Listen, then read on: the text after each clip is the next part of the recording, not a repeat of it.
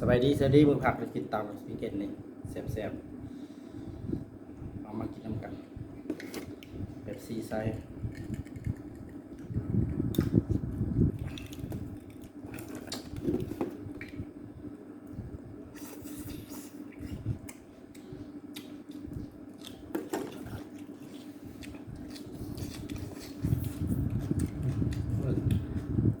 ชอบปีละ2,000แซ่บ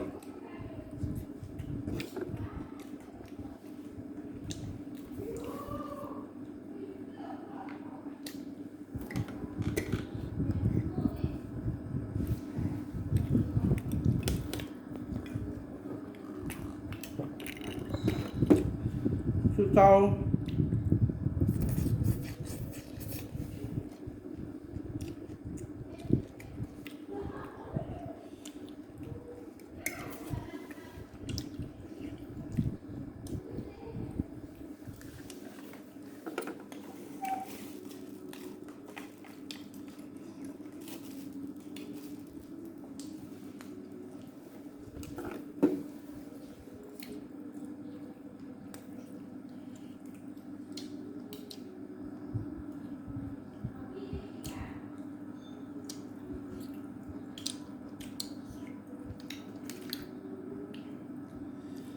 มาได้พี่น้องได้มาได้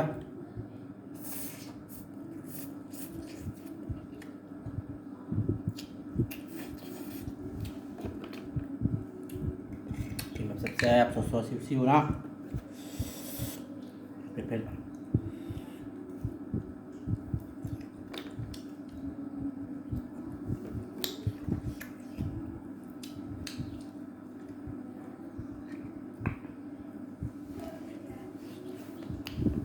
หมูกระมิ้นปลาหมึกกระมิ้น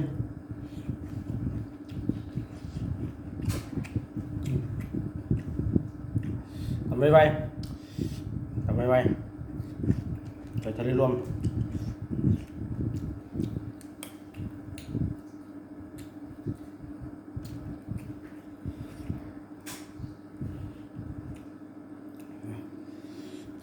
หอยนางรม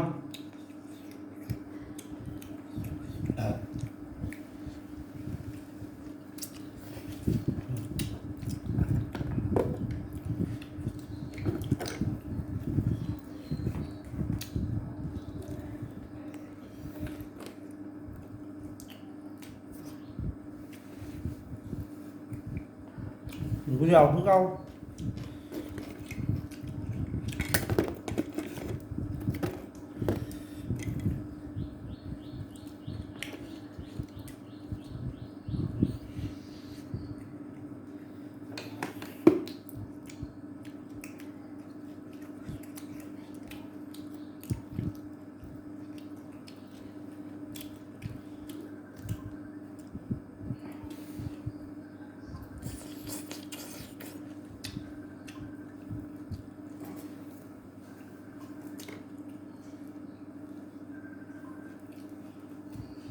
ฮัลโหลเสียงหันแบบบ่หมอมลำบ่หมอมลำ